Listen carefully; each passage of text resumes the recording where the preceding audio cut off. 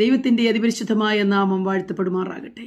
യെഹെസ്കേലിന്റെ പുസ്തകം 36 അധ്യായം 36 വാക്യത്തിൽ, ഇടിഞ്ഞുകിടന്നിരുന്ന പട്ടണങ്ങളെ ഞാൻ പണിത് ശൂന്യപ്രദേശത്ത് ഞാൻ നടുതല വെച്ചുണ്ടാക്കി എന്ന് അനേക ജാതികൾ അറിയുവാൻ ഇടവരും. യഹോവയായ ഞാനത് കൽപ്പിച്ചിരിക്കുന്നു, ഞാനത് നിവർത്തിക്കും.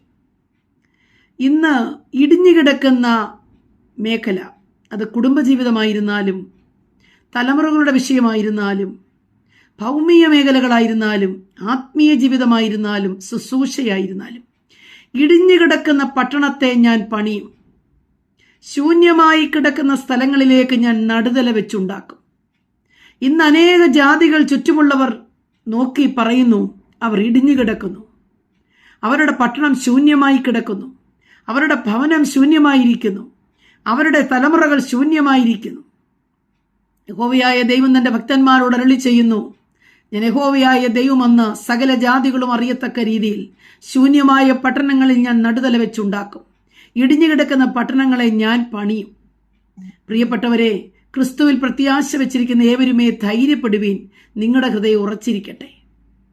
ഉയരത്തിൽ നിന്ന് ഉദയം നമ്മെ സന്ദർശിക്കും.